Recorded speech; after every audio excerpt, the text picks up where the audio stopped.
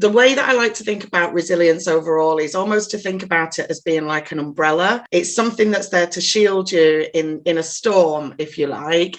It's not perfect. You know, the umbrella may get battered and pulled about all over the place in that storm, but it's there to help you to kind of maintain that protection as much as possible. And I think some people naturally are more resilient than others. That doesn't mean that we can't all be more resilient in our day-to-day lives. It is like a muscle. It's something that we can kind of train and develop and improve. Karen, would you say that with a framework like this, we can consciously choose the path of happiness?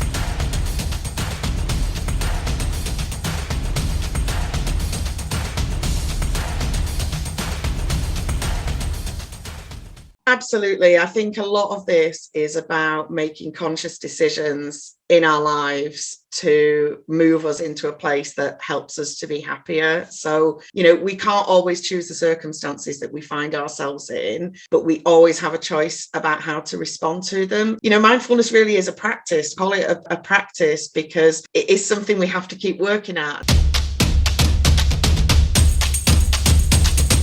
So we understand that geopolitical risk is the number one global corporate risk. What would be then your advice to corporate leaders, to say how they can effectively mitigate this risk? So I have a framework that I use when I advise on geopolitical risks, and I call it PRAM2. And it's problem framing, research, analysis, mitigation, testing, and then updating and implementation. And I put the last two together because updating is the number one thing that corporations don't do, and that makes risk management plans fail.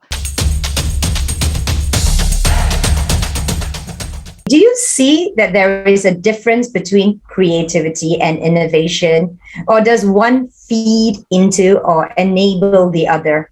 Creativity is all around the use of the imagination, to imagine new ideas, to come up with new types of solutions. Innovation is the application of that creativity into something that has become valuable, meaningful, having impact, and creating something value, whatever that type of value might be. But it's materialized, it's manifested, it's here, it's arrived.